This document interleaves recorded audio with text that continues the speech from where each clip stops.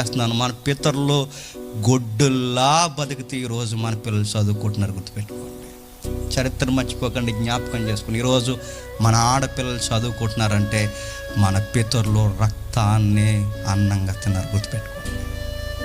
ఇంకేం చేశారు చెప్పనా? వాళ్ళకి కనీసం జీతాలు ఇవ్వకుండా కొన్ని ఇతిహాసాల్లో పుస్తకాల్లో దొరికిన రెఫరెన్స్ నేను చెప్తున్నాను. మన పెద్దలకి జీతాలు ఎలా ఇచ్చేవారంటే, ఆవుల్ని మేపేవారు ఈ పెత్తందారు వ్యవస్థ. ఆవుల్ని గేదెల్ని మేపితే అవి పంటల్లో తినేసిన ఈ వడ్ల గింజలు ఉంటాయి చూసారా, ఆ వడ్ల గింజలు అరక్క పేడలో వేసేస్తే ఆ పేడే వాళ్ళకి జీతంగా ఇచ్చింది. పేడ జీతం ఏంటంటే, ఆ పేడని ఇంటికి వెళ్ళి అది ఇలా దోసులతో కడుక్కుంటే ఆ గింజలు తేలుతాయి చూసారా, ఆ గింజలన్నీ వడపేసుకుని గంజి కాసుకుని తాగారండి మన పితరులు. అదే జీతం. వాళ్ళు ఎక్కడ పడితే అక్కడ నడవకూడదు.